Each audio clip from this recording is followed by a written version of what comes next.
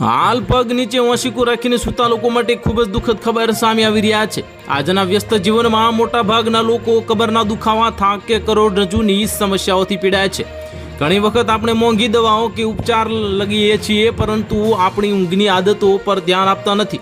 પગ નીચે ઓશિકું રાખીને સૂવા જેવી નાની આદત તમારી કરોડરજ્જુને વધુ સારો ટેકો આપી શકે છે।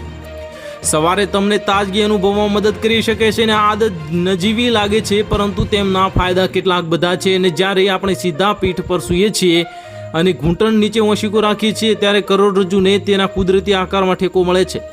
સામાન્ય રીતે ટેકો વિના સૂવાથી કમરના નીચેના ભાગમાંથી તણાવ થાય છે, પરંતુ ઓશિકું દ્વારા આપવામાં આવતી થોડી ઊંચાઈ કરોડરજ્જુને સંતુલિત રાખે છે અને કમર પર દબાણ ઘટાડે છે। અને આ માત્ર કરોડરજ્જુના સ્વાસ્થ્યમાં સુધારો કરતું નથી, પણ કમરના દુખાવાની શક્યતા પણ ઘટાડે છે।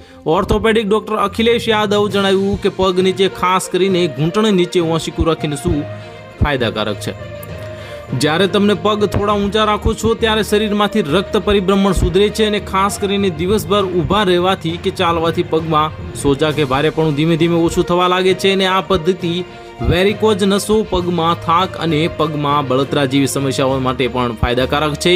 યોગ્ય રક્ત પ્રવાહને કારણે શરીરને પણ રાહત મળે છે અને હૃદય પર પડતું દબાણ થતું નથી। તો હાલ માટે આટલું જ। મળીશું નવી અપડેટ સાથે। જો તમને અમારા વિડીયો પસંદ આવતા હોય તો વિડીયોને લાઇક કરી દેજો, ચેનલને સબસ્ક્રાઇબ કરી બાજુમાં આવેલા બેલ આઇકનને દબાવી દો, જેથી તમને આવા સમાચારની અપડેટ મળતી રહે।